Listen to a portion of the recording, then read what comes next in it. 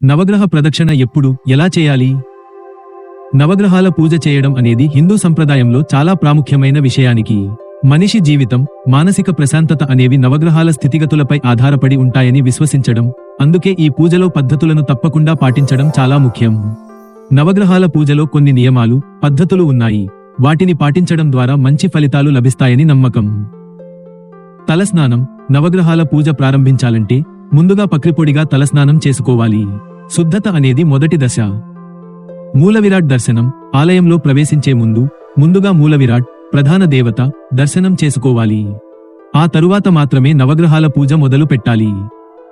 ప్రవేశం. నవగ్రహాల మండపంలో ప్రవేశించేటప్పుడు సూర్యుని దిశలో తూర్పు వైపు అడుగులు వేయాలి. ప్రదక్షిణలు. నవగ్రహాల పూజలో చేతితో గ్రహాలను స్పృశించకుండా ముందుగా ఎడమవైపు నుంచి కుడివైపు ప్రదక్షిణలు చేయాలి.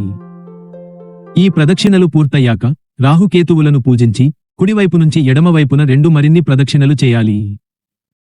చివరగా ఒక్కొక్క గ్రహం పేరును స్మరిస్తూ ఒక ప్రదక్షిణ పూర్తి చేయాలి. వీటి ముగింపు నవగ్రహాల పూజ పూర్తయ్యాక వీపును చూపకుండా వెనక్కి తిరిగి రావాలి. ఈ నియమాలు మరియు పద్ధతులు అనుసరించడం వల్ల మనసు శాంతిస్తుంది, అలాగే జీవితంలో శుభ ఫలితాలు పొందటానికి సహాయపడతాయి.